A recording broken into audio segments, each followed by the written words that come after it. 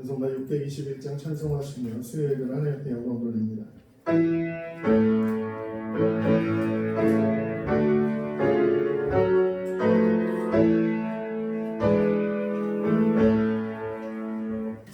찬양하라 내 영혼아, 찬양하라 내 영혼아, 온 마음과 정성 다하여 주 찬양하라. 경배하라 내 영혼아, 경배하라 내 영혼아, 온 마음과 정성 다하여 주 경배하라. 고맙고 감사하신 하나님, 우중 가운데도 하나님 전에서 또 온라인으로 하나님 앞에 예배드리는 하나님의 권속들, 하나님의 자녀들을 오늘도 축복하여 주셔서 저들이 마음을 다하고 뜻을 다하고 힘을 다하여 주님을 사랑하고 또 경배하며 예배할 수 있게 한 시간 되게 하여 주시옵소서. 예수님의 이름으로 기도합니다. 아멘. 찬송가 205장 찬송합니다.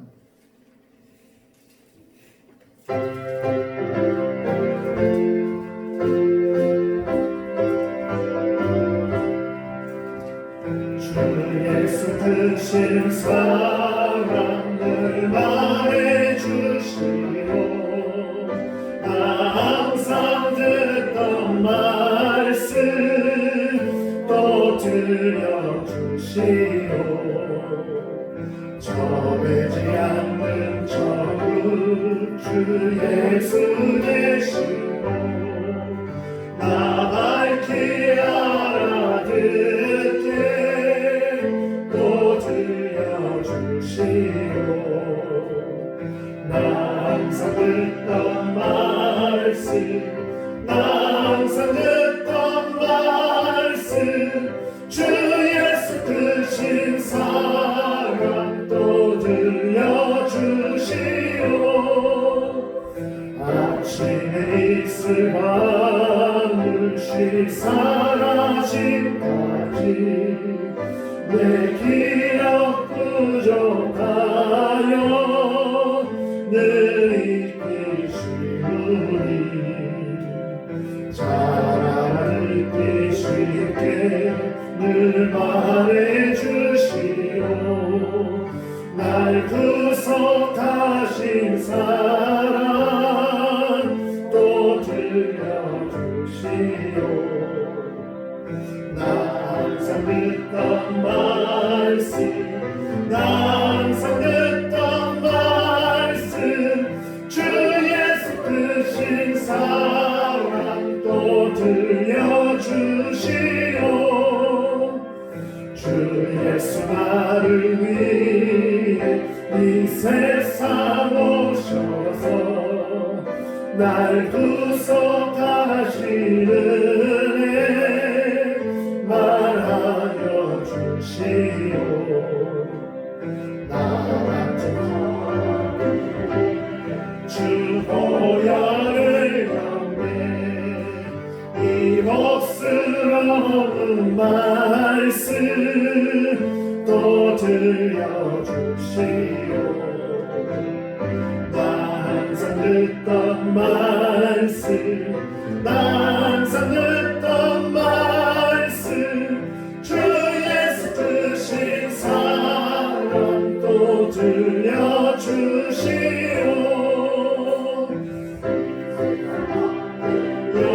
영원할 미혹할 때 주 예수 크신 사랑 늘 들려주시오. 저의 빛난 영광 내 눈에 비칠 때 주 예수 크신 사랑 또 들려주시오. 나 항상 듣던 말씀, 나 항상 듣던 말씀,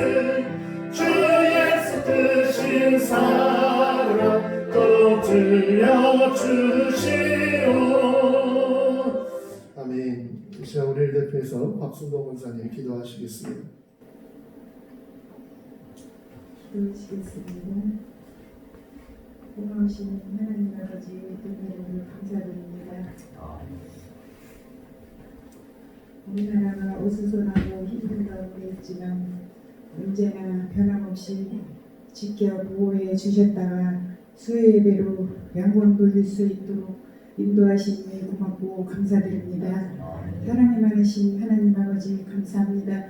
특별히 주나교를 사랑하시고 인도하셔서 성도들이 한마음 하나가 되어 기도의 소리가 끊이지 않게 하시고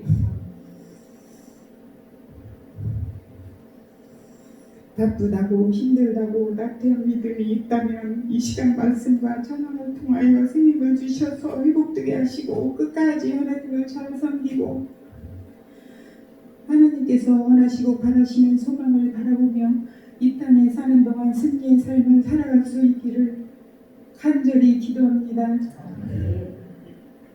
함께 하시고 도와주시고 인도하여 주시옵소서. 하나님의 도우심이 없다면 한순간도 살아갈 수 없는 저희들을 불쌍히 여기시고 인도해 주시옵소서. 남은 소중한 시간들을 하나님이 기뻐하시는 모습으로 살아갈 수 있는 교회 성도들이 다 되게 축복해 주시옵소서. 이 시간도 말씀을 들고 단위에 서신 귀한 말씀으로 전하시는 시간 되게 하시고 큰 은혜 받는 시간으로 채워 주시옵소서. 사랑이 많으신 예수님의 이름으로 기도드립니다. 아멘.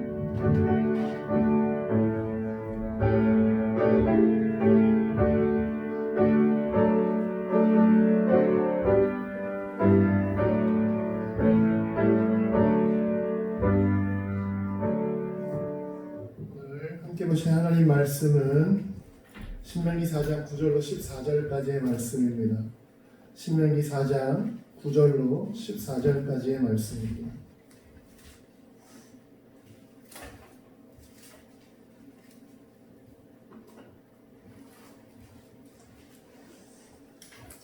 신명기 4장 9절로 14절까지의 말씀 우리 한 목소리로 함께 봉독합니다. 오직 너는 스스로 삼가며 내 마음을 힘써 지키라. 그리하여 내가 눈으로 본 그 일을 잃어버리지 말라. 내가 생존하는 날 동안에 그 일들이 내 마음에서 떠나지 않도록 조심하라. 너는 그 일들을 내 아들들과 내 손자들에게 알게 하라. 내가 호렙산에서 내 하나님 여호와 앞에 섰던 날에 여호와께서 내게 이르시기를 나에게 백성을 모으라. 내가 그들에게 내 말을 들려주어 그들이 세상에 사는 날 동안 나를 경외함을 배우게 하며 그 자녀들에게 가르치게 하리라 하시매 너희가 가까이 나와 산 아래 서니 그 산에 불이 붙어 불길이 충천하고 어둠과 구름과 흑암이 덮었는데 여호와께서 불길 중에서 너희에게 말씀하시되 음성으로 너희가 그 말소리만 듣고 형상은 보지 못하였느니라.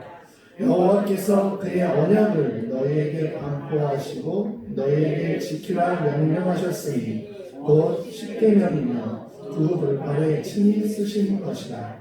그때 여호와께서 내게 명령하사 너희에게 규례와 법도를 교훈하게 하셨으니 이는 너희가 거기로 건너가 받을 땅에서 행하게 하려 하십니다.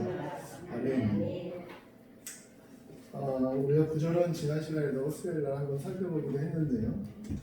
여러분 하나님의 말씀에 순종한다는 것은 그냥 아멘하고 생각하는 것에서 끝나지 않습니다.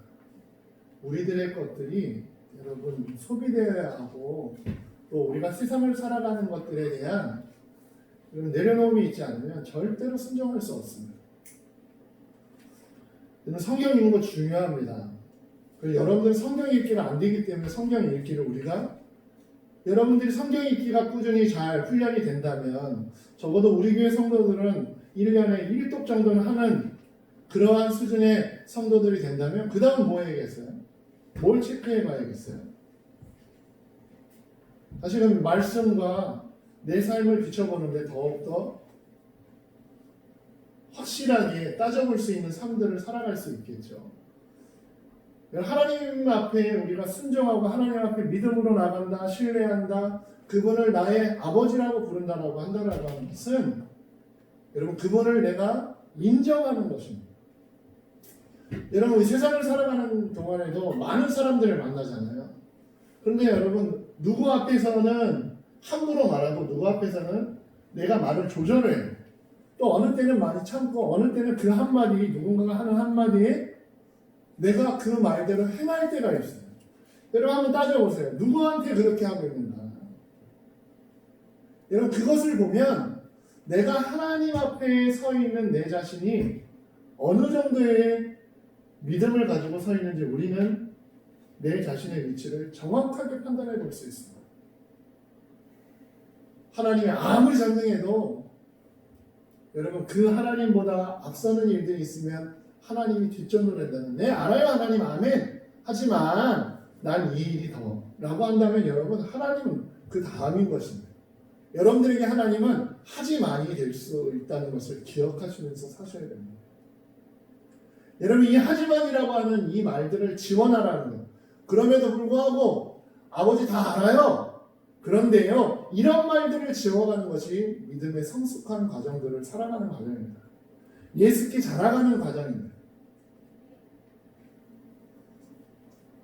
여러분 오늘 하나님 말씀을 얼마나 보셨어요? 지금 우리가 일독을 계속 읽어나가는 순서들을 여러분들에게 지금 매일 사모가 보내고 있는데 여러분 어디 읽는지 아십니까? 적어도 거기까지 읽어 내려가셔야 올해 일독을 해나갈 수 있다는 거예요. 이미 그 구약은 다 읽고 신약으로 넘어가신 분들이 있다면 이독할 수 있는 기회죠. 여러분들 어떠시냐는 말이에요. 목사의 말이 아니라 하나님의 말을 적어도 우리가 하나님을 전능하다라고 믿고 그분의 역사하심을 믿고 산다면 그분의 권위가 있어야 될 거 아니에요. 그분의 말씀. 그런데 여러분 오늘 말씀도 읽어본 것처럼 여러분 그분의 말씀을 기억하지 못하는 사람이 어떻게 그분 앞에 기대고 그분 앞에 매달릴 수 있겠어요? 말씀은 여러분 우리들의 가장 기본적이면서 우리의 삶의 능력이고 자동차로 말하면 여러분 연료가 될 수도 있고 여러분 빠져서는 안 되는 거예요. 아무리 허브가 멀쩡해도 여러분 기름 없으면 못 가잖아요. 자동차가. 몇 억 되면 뭐 하겠어요. 주차장에 세워놓으면 먼지만 끼는 것이죠. 그의 목적에 따라 만들어진 이유에 따라 사용될 수 없는 것입니다.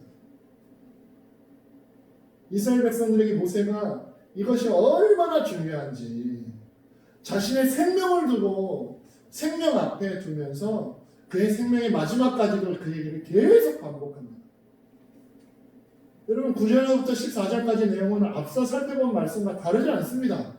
또 조심해라, 지켜라, 조심해라, 지키고 행하라, 전해라, 가르치라, 배우라 이 말들이 계속 반복되고 있어요. 무엇을? 법도와 규례를 한마디로 말하면 하나님의 말씀을 오늘 말씀에는 그 말씀을 뭐라고 표현했냐면 언약이라는 단어를 쓰고 있어요. 말씀은 곧 뭐예요? 모세는 언약이다라는 말을 쓰고 있다는 거예요. 사장의 언약이라는 말을 3번 쓰게 되는데 의미들을 다양하게 쓰고 있습니다. 같은 단어인데 그 언약의 지금 유래가 어떻게 어디서부터 시작되었는지 또 현재 어떤 역사를 하는지 앞으로의 그 말씀에 어떤 역사의 힘을 갖고 있는지에 대해서 4장이 그것을 언약을 3번 기록하면서 그 첫 번째가 오늘 본문에 등장합니다. 여러분 이 말씀이라고 하는 하나님의 말씀은 당시에는 그 말씀이 사람들에게 보여지는 말씀으로 뭐밖에 없었겠어요? 모세 시대 때 그들이 하나님의 규례와 법도라고 말할 수 있었던 그 말씀은 뭐밖에 없었겠어요? 신예성에서 받은 누가 쓰셨어요? 거기에는 쓰셨다라고 성경에 많이 기록되고 있지만 여러분 돌에 어떻게 쓰겠어요? 돌에는 뭐 해야 돼요?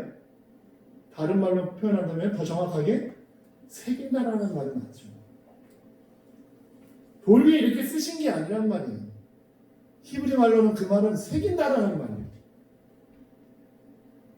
그래서 조각가 요즘도 여러분 돌판에 글씨를 새기는 그러한 일들을 누가 하셨다는 거예요? 모세가 쓴 게 아닙니다. 성경 66권의 이 수만절에 이르는 이 절 속에 유일하게 하나님이 기록하신 그 부분은 이 십계명밖에 없습니다. 다른 사람들을 통해서 다 기록했지만 하나님이 친히 쓰신 분. 그래서 여러분 언제나 기회가 되면 지금 제가 십계명을 준비하고 있는데 얼마나 중요합니까? 사람을 통해서 쓴 게 아니라 직접 누가 쓰셨어요? 하나님이 직접 쓰셨으니 이 말씀이 얼마나 중요하겠어요. 네, 여러분 이제 좀 지나면 이제 십계명 외우게 할 거예요. 이 사도신경보다 더 중요한 거죠. 여러분 십계명 외우고 계세요? 다음부터 이제 저기 뭐지? 우리 사도행전으로 신앙 고백하겠습니다. 그 안에 빼고 십계명으로 신앙 고백하겠습니다. 이렇게 바뀌어 있을 수도 있어요. 여러분들 외웠으면 써먹어야 될 거 아니에요, 그렇죠? 사도신경도 외우려고 그런 게 아니라 자꾸 하니까 외워진 거잖아요, 그렇죠? 그런 것처럼 자꾸 해보면 또 외워져요. 여러분 오늘 그 얘기에 대한 유래를 이렇게 설명을 하고 있어요. 그러면서 9절 우리 다시 한번 여러분 이 한 단어 한 단어를 좀 잘 보실 수 있기를 바라요. 한번 다시 읽어볼까요? 오직 너는 스스로 삼가며 내 마음을 힘써 지키라. 무엇을 그렇게 하라는 거예요? 하나님의 말씀을 그렇게 하는 거예요.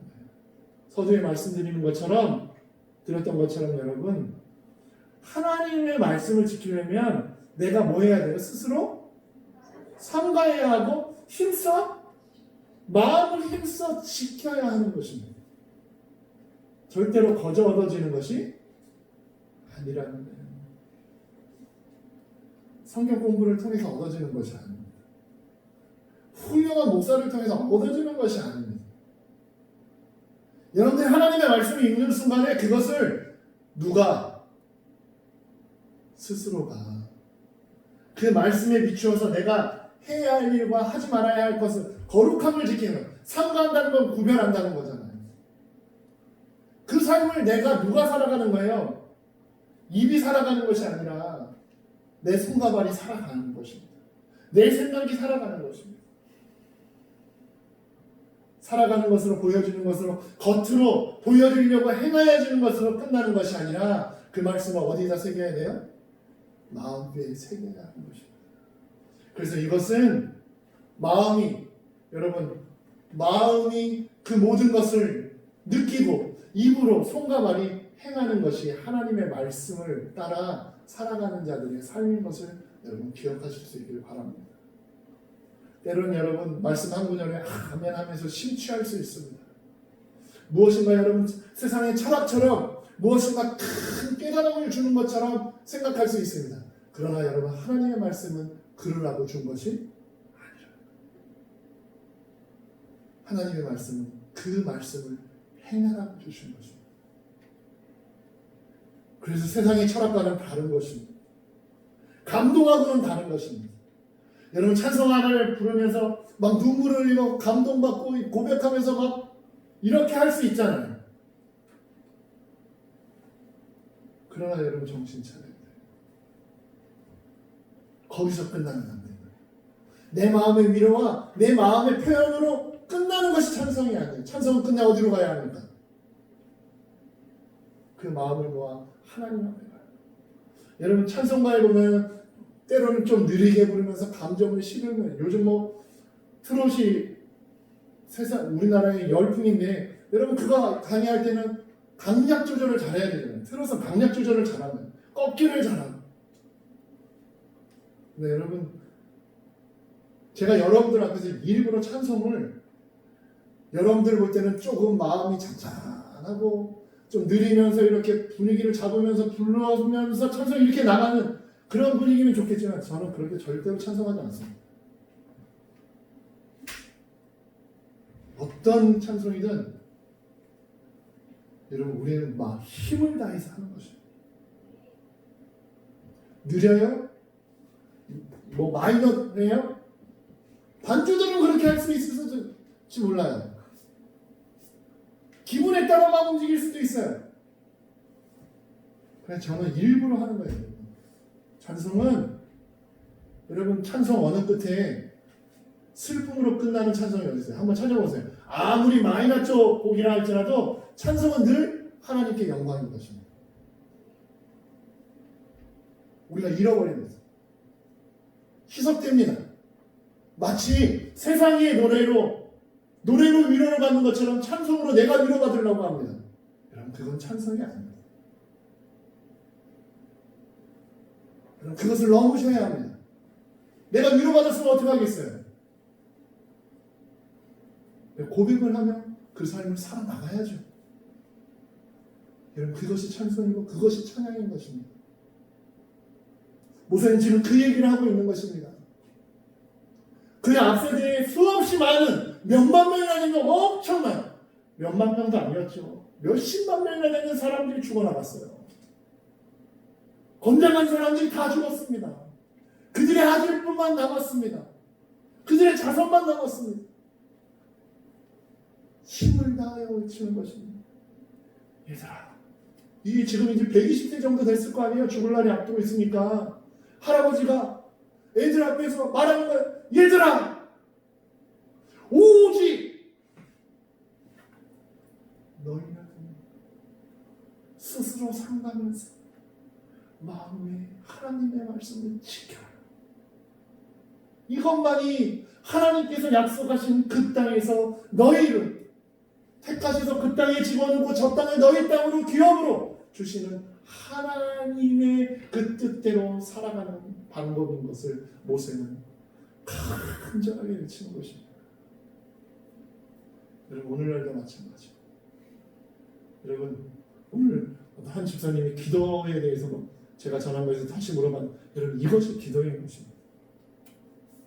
내 뜻대로 사는 것이 아니라 내 마음대로 내 감정적으로 사는 것이 아니라 하나님의 말씀이 나를 구별시키고 하나님의 말씀이 내 마음을 지켜나가는 것이 우리의 기도인 것입니다.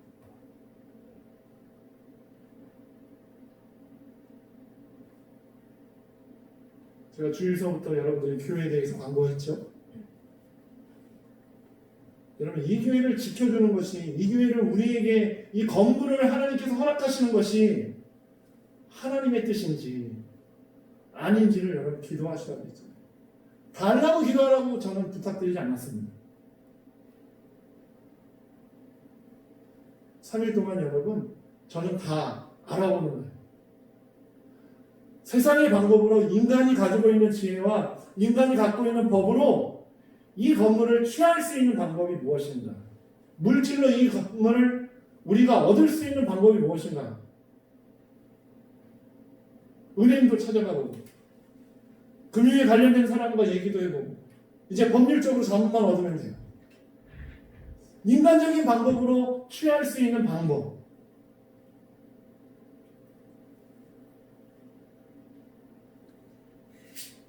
여러분 어린아이에게 1억을 준들 뭐하겠어요?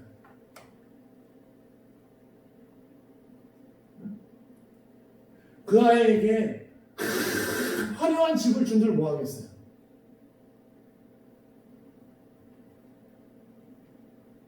취할 수 있는 자들이 되어야 되지 않겠습니까? 여러분들의 가정도 마찬가지입니다. 여러분들의 삶도 마찬가지인 것입니다.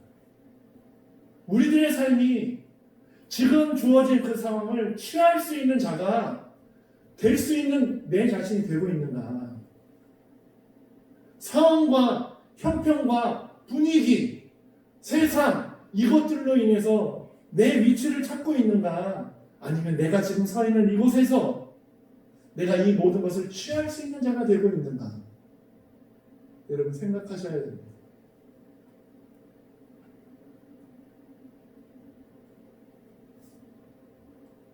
한번 보세요. 여러분 지금 이 나라를 한번 보시라는 거예요. 여러분 TV 잘 안 보시겠지만 시사나 무슨 뉴스를 한번 보세요. 국회를 보세요. 우리가 보면 국회의원들을 한번 보세요. 정부를 보세요. 이런 무엇을 우리가 살아가는 이 땅 속에 우리가 바라보고 소망해야 할 것들이 과연 무엇인가 보시라는 거예요. 법이 바뀌면 되겠어요? 정책이 바뀌면 되겠어요? 대통령이 바뀌면 되겠어요? 정작 누구는 안 바뀌는데?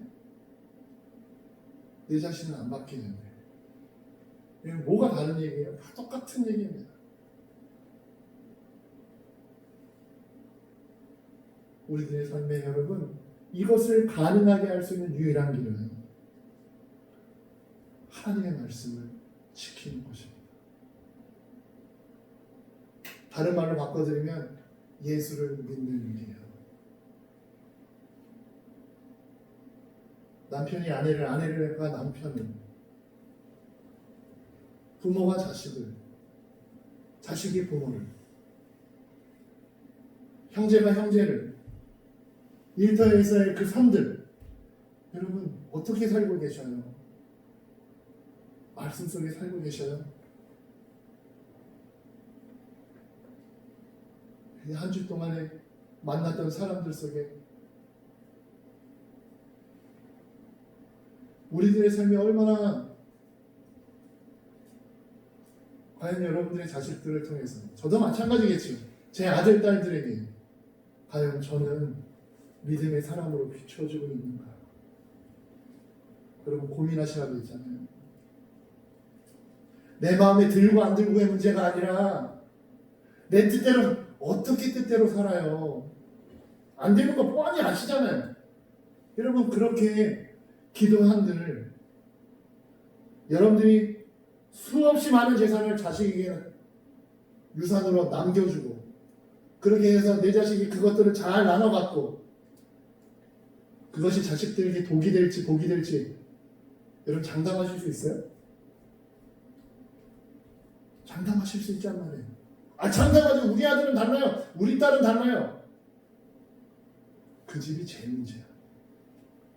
그런 확신 속에 있는 사람들이 여러분 자식들하고 얘기를 해보세요. 심도 있게 여러분들이 가지고 있는 것을 가지고 여러분들 자식, 아유 내 딸은 내 아들은 여러분들에 관심 없어요. 한번 불러놓고 얘기해보라요. 한 가정이라도 거기에 자신 있겠다라고 하시는 분들은 오세요. 저한테 오세요. 우리 가정은 뭐 다 복입니다. 여러분 저도 그러기를 소원합니다. 그러나 여러분 그것이 우리에게 앞서서 자녀들을 향한 말이 아니라 오늘 이 말씀이, 하나님이 주신 이 말씀이 내 삶을 통하여 지켜지고 마음뼈에 새길 때 여러분 그렇게 끝나지 않잖아요. 오늘 말씀의 끝도 어디까지 가야 돼요? 네? 이 다음 회에 있는 구절의 마지막에 어디로 가야 돼요? 이것이 한번 뒷일에 한번 구절 뒷부분 한번 봅시다. 한번 읽어봅시다. 시작. 그 앞에 그 다음 읽습니다. 내가 생존하는 날 동안에 그 일들이 내 마음에서 떠나지도 않도록 조심하라. 너는 그 일들을 내 아들과 내 손자들에게 알게 하라. 여러분 이것은 우리들에게 하나님의 말씀은 누구부터 지켜야 합니까? 내가 지켜야 합니다. 거기서 끝나는 것이 아닙니다. 우리들의 하나님 말씀 앞에 선 자들이 가져야 할 두 가지 의무가 있어요. 첫째는 그 말씀을 내가 지켜야 하고, 그 말씀을 누구에게? 우리들의 후손들에게 전해야 할 의무가 있습니다. 여러분 믿는 자로서, 예수를 믿는 자로서, 아니 우리 교회가, 여러분들의 가정이 해야 할 믿음으로서 권리들도 있지만 권세도 있지만 반드시 해야 할 두 가지 의무가 있다는 거예요. 내가 말씀대로 살 것과 그 말씀이 나의 후손들에게 전해져야 하는 거죠.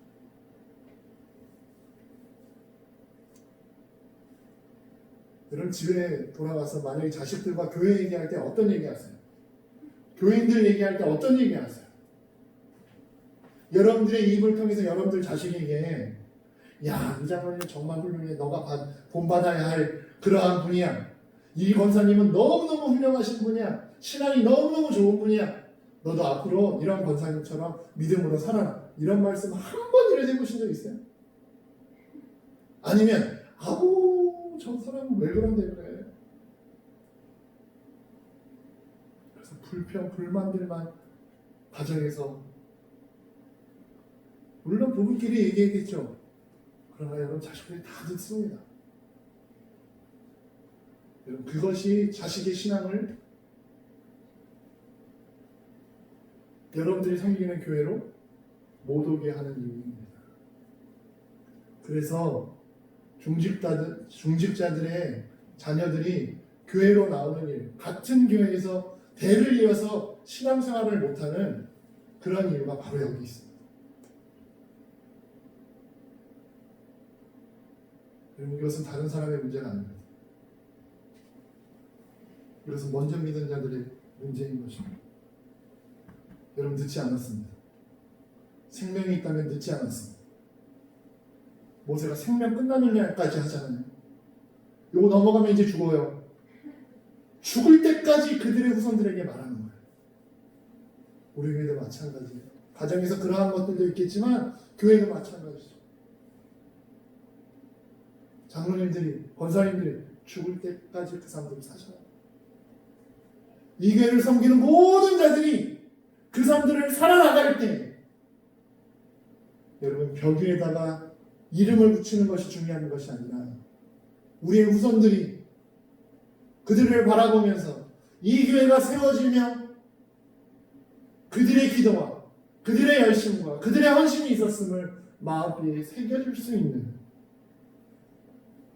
그러한 먼저 믿는 자들이 되시기를 축원드립니다. 그래서 갈렙과 여호수아를 살려놓은 것이다.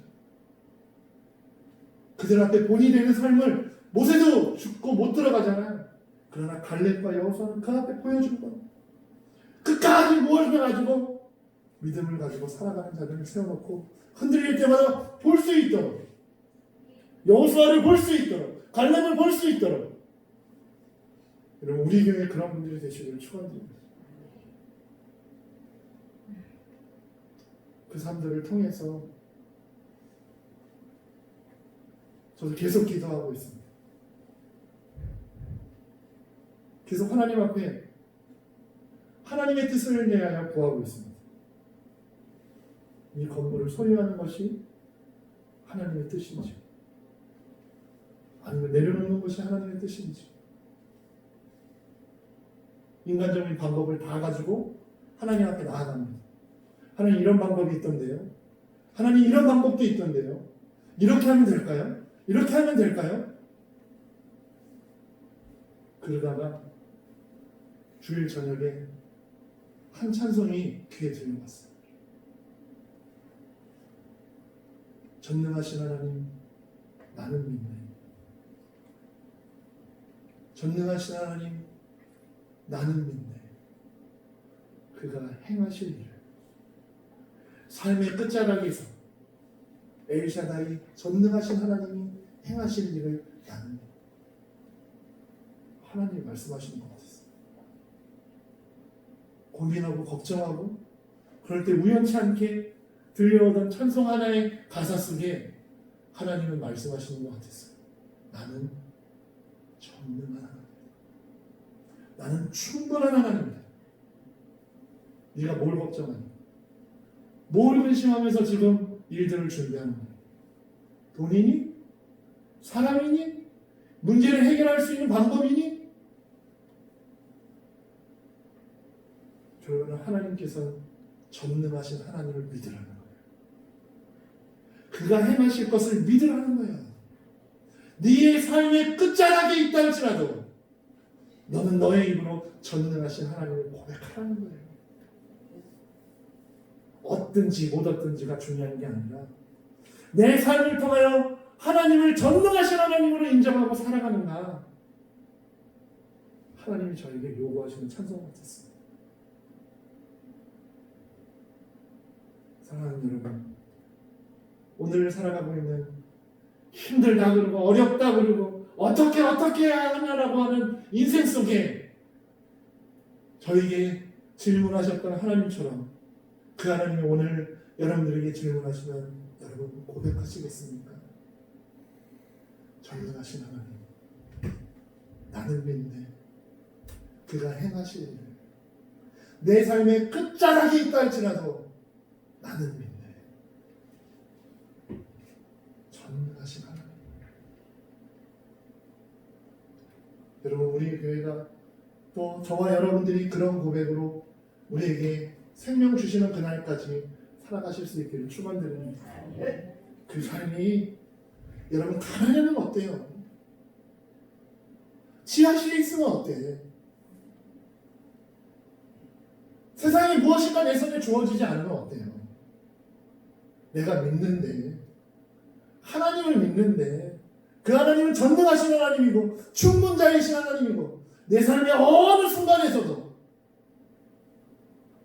여러분 구절에 후반절에 나오잖아요. 삶을 통틀어서 믿으라는 거예요. 믿었다 이러지 말고 너의 삶을 들여서 그 하나님을 믿으라는 거예요. 여러분 믿음은 끝까지 믿는 것입니다. 이 땅의 삶이 끝나는 그날까지 여러분 그 믿음을 가지고 우리는 뿌려야 하는 자들인 것을 잊지 마시길 축원드려요. 10절입니다. 우리 10절 한번 읽어볼까요?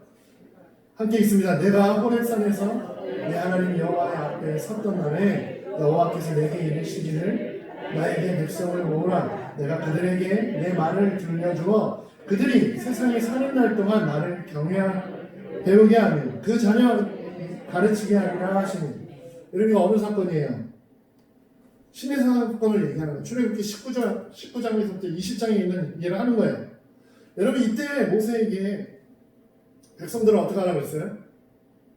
모으라고 그랬어요. 그리고 모세에게 말해요. 내가 들려주는 말을 이제 전하라고 해요. 그런데 앞서서 하나님이 하시는 한 가지가 더 있어요. 하나님이 여러분이 일방적으로 언약을 맺거나 하나님이 일방적으로 명령하신 말씀이 아니에요. 쉽게 말하면 백성들에게 너희들이 이것을 행할 수 있는지 의견을 다오. 내가 지금부터 너희들에게 이런 말을 전할 건데 이 말을 믿을 수 있겠니? 그 믿는다라고 하는 당신이 믿는다라고 하는 것은 그 삶을 살 수 있겠니? 라고 물어봤다는 거예요. 그때 이스라엘 사람들이 그 밑에서 아멘 하는 거예요. 그때 비로소 하나님께서 뭘 줘요?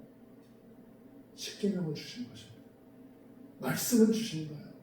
하나님의 말씀을 주신 거예요. 여러분 하나님이 일방적이지 않습니다.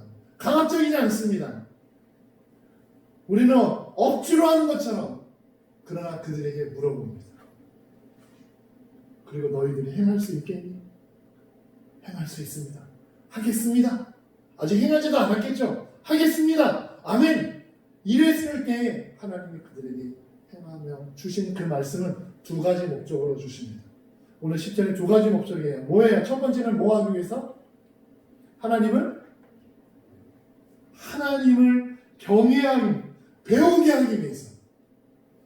여러분 지난 시간에 리마드라고 하는 히브리어를 하나 가르쳐드렸어요.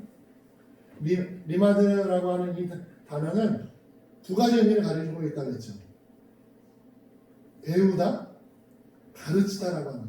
그래서 여기에 20절에 두 번 쓰입니다. 언제 쓰였겠어요? 경외함을 뭐 하기 위해서? 리마드 하기 위해서. 그게 첫 번째 이유고, 두 번째 이유는 뭐예요? 너희들의 자녀들에게 리마드 하기 위해서, 가르치게 하기 위해서. 그래서 뭘 주셨다는 거예요? 하나님의 말씀을 주셨다. 구절 말씀과 똑같은 말씀이죠. 의미적으로 살펴보면. 그러니까 여러분 하나님의 말씀은 우리가 이 두 가지 의미를 잃어버려서는 안 돼요. 여러분 경외한다는 뜻이 뭐예요? 두렵고 떨린 마음으로 하나님을 경배하는 것이 경외하는 마음이에요. 그래서 이 경외하는 단어를 쓰시면서 하나님이 하신 일이 무엇인가가 왜 이렇게 여러분 자비와 사랑과 긍휼과 이런 것이 하나님 앞에서 붙는 수식어들이잖아요. 그러면 하나님이 그러한 모습으로 자신을 섬기라, 그것을 배우라 라고 말하면 좋겠는데 이들에게 뭘 배우라고 했어요? 경외함을 배우라. 하나님이 무슨 존재인 것을 배우라는 거야? 두려운 존재라는 것을 배우라는 거야. 그래서 여러분 하나님이 그들에게 어떻게 나타나시는가 11절에 있는 말씀이에요. 11절입니다. 너희가 가까이 나와서 산 아래에 서니 그 산에 우리부터 불길이 충천하고 어둠과 구름과 흑암이 덮였는데 아멘. 하나님이 뭐 가운데 나타나신 거예요? 한마디로 말하면 불 가운데 나타나요. 여러분 당시에 여러분 이 사람들이 불을 무서워한 것에 대한 그 의미들, 즉 하나님이라고 하는 존재는 어떤 존재예요? 두려운 존재인 것을 그들의 시각으로도 보여주셨어요. 여러분 우리는 경외한다라고 하면 하나님이 여러분 나가다가 하나님 정말 두려운 존재예요? 그럴 때 번개가 바로 내 코앞에 팍 들려서 요 앞에 있는 벚나무에 팍 내리든지 아니면 우리 교회 저 십자가에 있는 피레침이 딱 해서 빠바바바바바 이래서 우와 하나님 정말 두려운 존재예요? 이러한 얘기를 하는 순간에 막 하나님이 그러한 사인을 보여서 눈으로 탁 보게 하셨다면 여러분 누가 하나님을 경외하는 이 두려운 하나님을 두렵다라고 하는 것을 누가 고백할 수 있겠어요 여러분?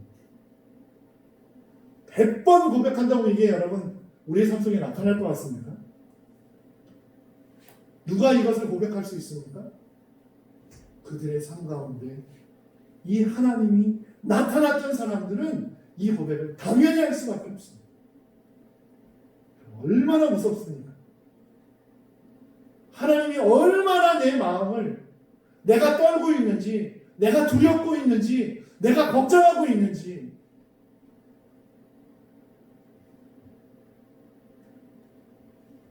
요즘 새벽 기도회가 있지 않아도 이런 밤에 잠을 잘 생각을 하면 잠이 안 오잖아요. 잠을 잘 못 자요. 아침에 비로소 조금 자게 되는 일들이 일어나요. 하나님이 여러분 저에게도 그렇습니다. 여러분들이 어떻게 다가올지 모르겠지만 고민하고 걱정하고 있으면 무슨 수단과 방법을 통해서든지 하나님이 나에게 말씀하십니다. 그렇다고 여러분 상아 나는 하나님인데 너가 믿는 하나님은 그런 하나님이 아니란다 이렇게 말씀하시는 것이 아니라 가사를 통해서 드라마의 한 장면을 통해서 어떤 순간에 어떤 누구를 만나서 그들을 통해서 듣는 말을 통해서 하나님이 나에게 말씀하시는 것처럼 듣게 하신다는 거예요. 여러분 분명히 여러분들에게도 그러한 하나님의 사인과 하나님의 음성이 들리실 것입니다. 하나님을 향하여 여러분 그 앞에 엎드리십시오. 그 뜻을 구하려고 여러분들의 삶을 내려놓으십시오. 내 뜻을 관찰시키고 내 뜻대로 되게 하려고 하는 것이 아니라 하나님의 뜻에 갈급하시면 우리가 그 결과를 보지 못한다 할지라도 하나님이 그 일을 행하실 거라고 하는 믿음의 확신 속에 하루를 살게 하시는 능력을 우리에게 주시면 만날 수 있습니다. 여러분 구약 성경에 등장하는 하나님의 존재를 나타낼 때 여러분 모세는 어디에서 하나님의 음성을 들어요? 떨기나무인데 그 떨기나무에 뭐가 임했어요? 불이 있는데 떨기나무 타지 않으면서 불이 임하는 것, 그 불 속에서 만나는 여러분 다윗도 누구든지 여러분 하나님의 역사하신 속에 이건 말로 뭐 몇 개가 있는지 이건 다 설명할 수도 없죠. 엘리야도 그렇죠. 하나님의 임하실 때 이 세상 사람들이 두려워하는 그 모습으로 나타나면서 하나님은 여러분 제가 믿음에 대해서 자리를 지키는 것에 대해서 세 가지 자리가 있다고 했잖아요. 하나님 앞에 우리는 어디에 있다고 했어요? 우리의 자리는 어디예요? 무릎 꿇어야 된다고 했죠. 여러분 이것이 내가 사람처럼 내가 같은 자리에 있으면 하나님 두려워하지 않습니다. 하나님 앞에 내가 무릎 꿇는다는 건 내가 하나님을 두려워한다는 거예요. 그 자리를 지켜나가셔야 됩니다. 그것이 믿음인 것입니다. 사람 가운데 내 자리는 어디예요? 옆입니다. 세상에 그럼 나머지 것 하나님, 사람 그리고 세상의 나머지 것을 나는 어디 있어요? 그들의 위에 있는 것입니다. 물질이든 권력이든 지식이든 나는 그 위에 있어야 하는 것입니다. 그것이 믿음을 가지고 있는 자들의 자리인 것입니다.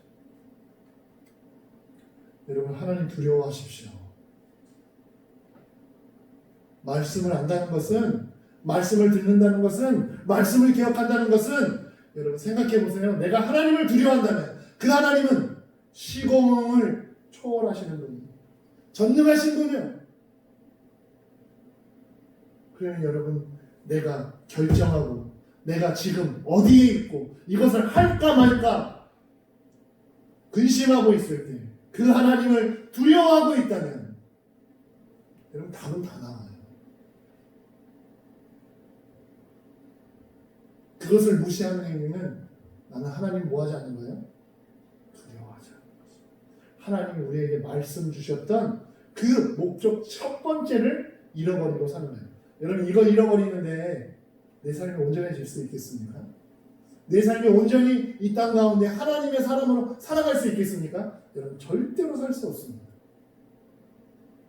대부분의 믿는 자들의 첫 번째 체크해 볼 것은 내가 하나님을 두려워한다. 여러분 이것을 체크해 보셔야 돼요. 그래서 우리에게 주어진 의무가 또 뭐 있다고요? 하나님으로부터 이 두려움을 가지고 있는 이 경외함을 누구에게 가르치라? 내 자손들에게 똑같이. 내가 하나님을 두려워하는 것만큼 내 자녀들에게 가르치는 거예요. 여러분들의 자녀가 하나님을 두려워합니까? 돈을 두려워합니까?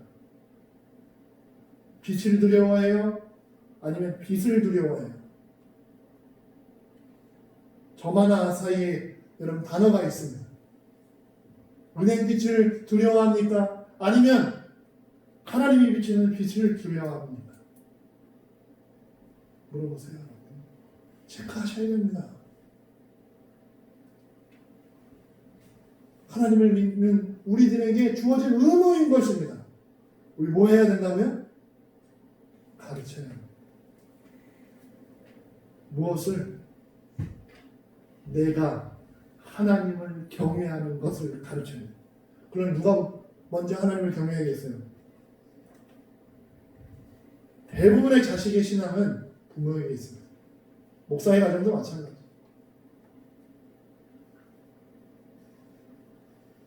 그러니 여러분 정신 차려요.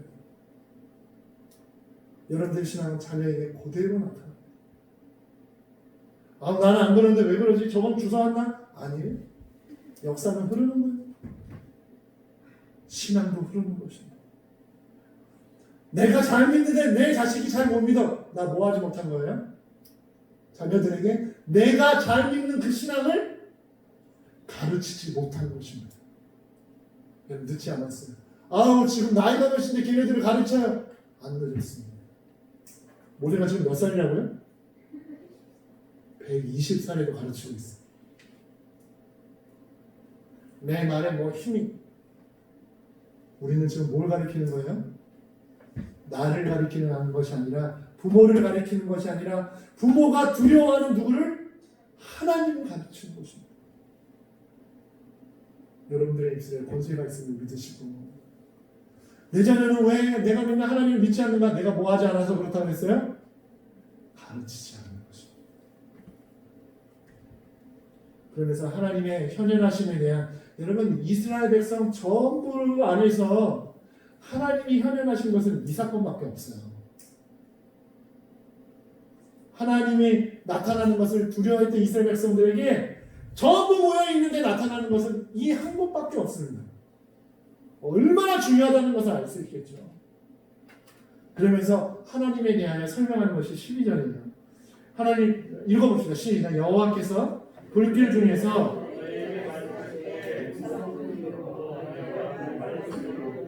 형상은 보지 못했다.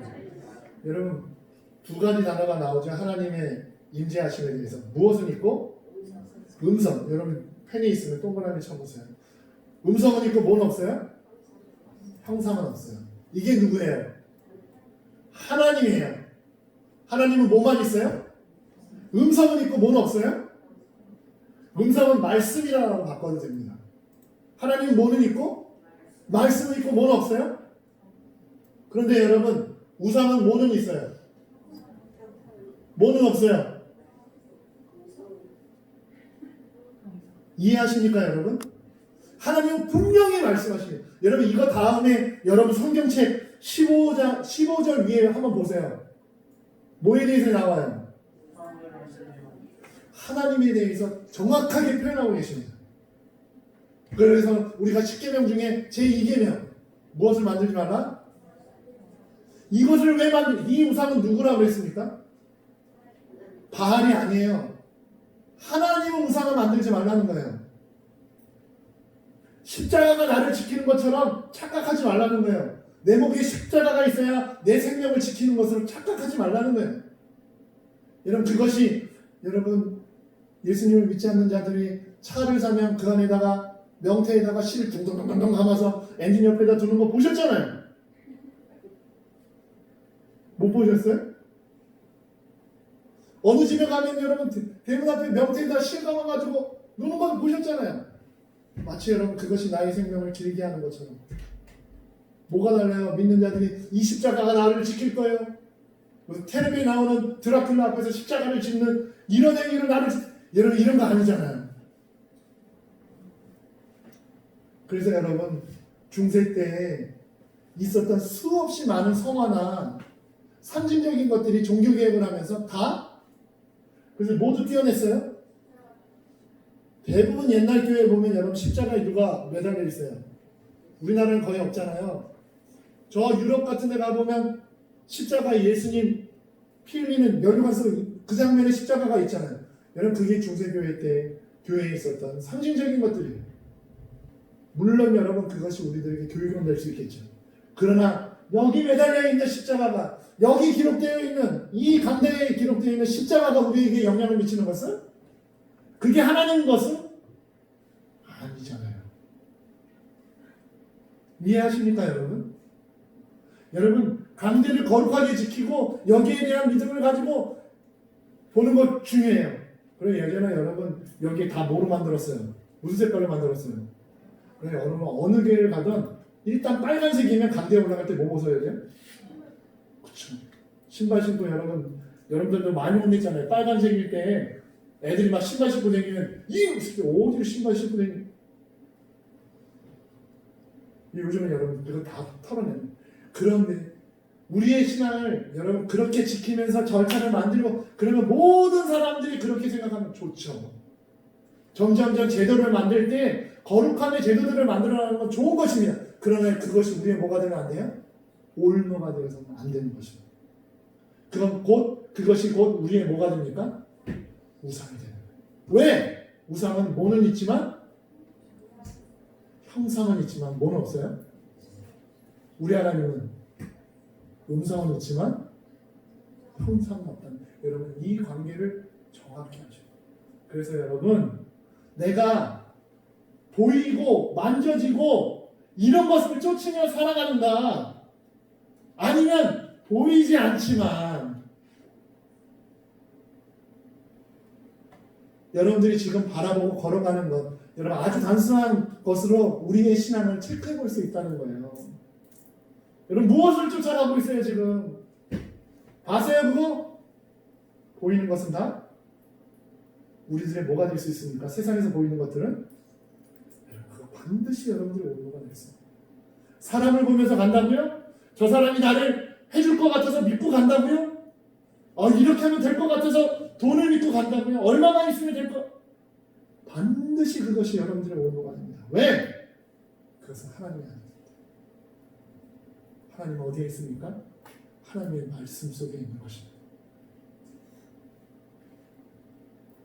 여러분 다시금 여러분 스스로의 믿음들을 지켜나가셔야 합니다. 제가 이 코로나로 인해서 우리들 체크해보고 힘쓰고 일어설 수 있는 아주 좋은 기회라 그랬잖아요. 여러분 자립할 수 없으면 불러 도움을 청해. 나보다 더 기도할 수 있고 나보다 함께 기도하면 힘이 되는 사람들을 만들어내. 왜 제 아내하고 저한테 전화를 안 하는지 모르겠어요. 신뢰가 없고 믿음이 안 가는지 모르겠지만 여러분들 기도하기 힘들다. 함께 기도해 줬으면 좋겠다. 아우 목사님 저는 기도하면 눈만 감았다 어디 갔다 와요. 뭘 놓고 기도해야 될지는 모르겠어요. 이렇게 기도 제목을 계속 드려요.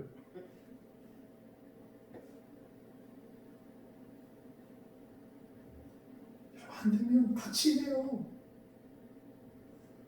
여러분 다 모아놓고 기도한들 거기서 졸고 거기서 또 하면 그렇게 모이면 무슨 이유가 있겠어요? 여러분 그렇게 했는데 안 되잖아요. 코로나를 통해서 그렇게 했던 모든 것들이 다 바뀌었잖아요.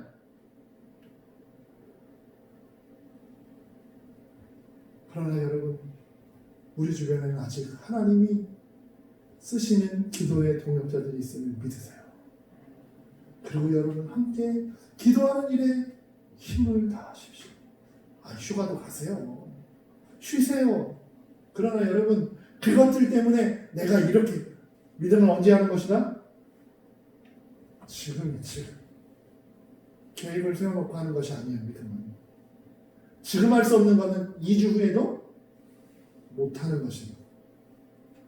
여러분 중간에 어떤 일이 있고 어떤 일들로 인해서 여러분들 누리지 말라는 것이 아닙니다. 언제나 그래 오늘 기도하자. 오늘 말씀 읽자. 오늘 내가 삼가고 오늘 내 마음을 지키고 살아가자. 왜? 하나님 보이는 데 있는 것이 아니라 말씀 가운데 계시니까.